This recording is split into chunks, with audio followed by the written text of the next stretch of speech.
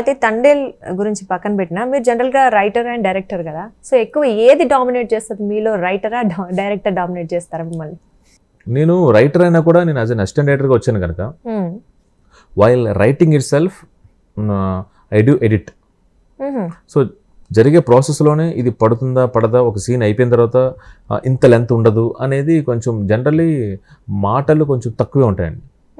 అంటే నేను ఎక్కడో చదివాను, 1-2 సార్లు ప్రముఖులు చెప్పడం విన్నానమాట. ఎంత ఎక్కువ చెప్పామని కాదు, ఎంత తక్కువలో ఎంత ఎక్కువ కన్వే అయ్యింది అనే దాని మీద I believe in it.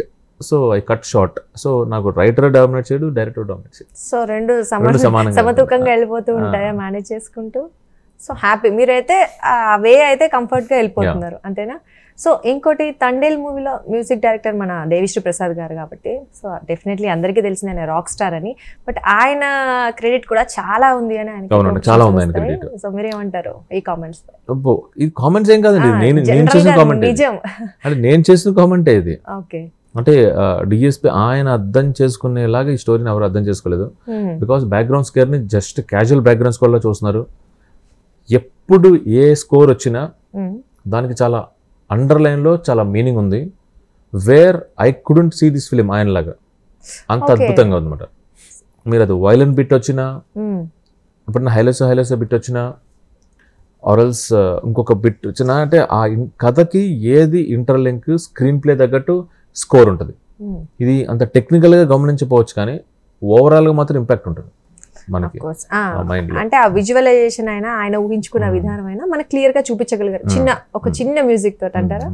Okay, then అయితే కార్తికేయ, జనరల్ గా మీరు ఎక్కువ సినిమాలు తీసింది ఏంటంటే కార్తికేయ అంటే నిఖిల్ తో, అలాగే ఎక్కువగా మన నాగ చైతన్య గారితో. అంటే చాలా మంది అంటుంటారు ఏంటి సేమ్ హీరోస్ తోనే రిపీట్ గా మూవీస్ చేస్తున్నారని ఒకటి ఉంది, ఎందుకు అంటారు అలాగా? అలా కుదిరిందండి, ఇదేదో లెక్కలు పత్రాలు పెట్టుకుని చేసింది కాదు. It happened. అంటే నేను అనుకోలేదు, అలా జరిగిపోయిందండి. అలా జరిగిపోయింది. I'm happy actually. అంటే అంత మనకి అల్టిమేట్ గా మనం అనుకున్నది తీయాలి, మనం కంఫర్టబుల్ గా ఉండాలి, ప్రాసెస్ ఎంజాయ్ చేయాలి. ఈ 3 జరుగుతున్నాయి. సో అది కాబట్టి వెళ్ళిపోతున్నారు అంతే. అంటే స్టోరీ డిమాండ్ చేసిందని మీరు హీరోని సెలెక్ట్ చేసుకుంటున్నారు? స్టోరీ డిమాండ్ ఇప్పుడు హీరో కోసమే స్టోరీ రాస్తున్నారా? అలాగే it was nothing like that. అది మధ్యలో ఒక రీమేక్ ఉంది, ప్రేమం. ఓకే, ఉంది. సో అది అంటే ఇట్ వెంట్, అంటే ఇదే చెప్తున్నారు, ఏదో ప్లాన్డ్ అయితే కాదు, but I enjoy this process అయితే నచ్చింది. సో నెక్స్ట్ ఇంకా అంటే మీరు ఎలాంటి హీరోస్ తో చేయాలనుకుంటున్నారు? అలాంటి హీరోస్ ఏం లేదండి. అంటే ఇప్పుడు నేను ఏదైతే ఇమీడియట్ గా అనుకుంటున్నానో it was very big story. నేను ఒక 2-3 హీరోస్ తో టచ్ లో ఉన్నాను అనమాట. సో డేట్స్, వాళ్ళకి ఆ స్టోరీ ఎంత బాగా నచ్చింది, వాళ్ళ డేట్స్ ఎప్పుడు ఉన్నాయి అనే దాన్ని బట్టి ఉంటుంది. స్టోరీస్ అయితే ఒక 2-3 ఉన్నాయా మీ దగ్గర ప్రస్తుతానికి? Yeah, right now I have 2 good stories. So మేము ఎప్పుడు చూడొచ్చు? అదండి, ఎప్పుడు వెరీ సూన్ అండి. స్టార్ట్ అవ్వడం మాత్రం కొంచెం త్వరగానే స్టార్ట్ అవుతుంది. త్వరగానే స్టార్ట్ చేస్తారు, ముగింపు ఎప్పుడు ఉంటుంది తెలియదు, స్టార్ట్ అవుతుంది. సో అయితే మీరు జనరల్ గా ఈ పర్టికులర్ హీరోతో నాకు ఒక సినిమా తీయాలి అని అనుకున్న హీరో ఎవరైనా ఉన్నారా మీరు? నాకు ఎలా ఉంటుంది అంటే అండి, ఏ మూవీకి ఆ మూవీకే.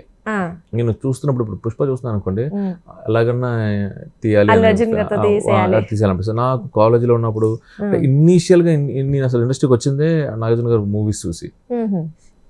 ఒక్కటి సినిమా చూసానంటే ఇంక సమస్యలు ఎంత తీయాలి ఇంకా ఫిక్స్ అయిపోయాను. అంటే అతడు ఒక్కడు చూస్తున్నప్పుడు, కాలేజీ చూస్తున్నప్పుడు ఇంక ఈయన అనిపిస్తుంది. సో నా బ్రెయిన్ వీళ్ళకంటూ ఫిక్స్ అవుతాను. ఎవరైనా పర్వాలేదు, అందరు హీరోస్ తీసేయాలి. ఈవెన్ అంతే, నేను మా ఇంట్లో నేను మా వైఫ్ ఏదైనా సినిమా చూస్తున్నాం అనుకోండి, వెళ్ళాము, చూసాం, అదేనా మూవీ ఉంది జనతా గారి చూసాం, వచ్చినట్టు అబ్బాయి ఎన్టీఆర్ ఆయనతో సినిమా తీసేయాలి, అది అంతే అంతే. సో ఆ టైంకి ఎవరు ఎలా ఆ కథకి అర్జున్ రెడ్డి సినిమా చూసినప్పుడు వెంటనే విజయ్ సినిమా తీసేయాలి అనిపిస్తుంది. ఆ టైం కనిపిస్తుంది. అంటే నేను బేసిక్గా నేను సినిమాకి ఎగ్జైట్ అవుతాను, ఆ సినిమాలో ఉన్న హీరోకి ఎగ్జైట్ అవుతాను కనుక నాకు ఎవరున్నా కానీ నేను వాళ్ళతో చాలా ఎక్సైటింగ్ సినిమా తీయగలను. సో మేము ఎక్స్పెక్ట్ చేయొచ్చు అందరు హీరోలతో నెక్స్ట్ కోరుకోండి, నా కోసం కోరుకోండి. అయ్యో మనస్ఫూర్తిగా కోరుకుంటాం.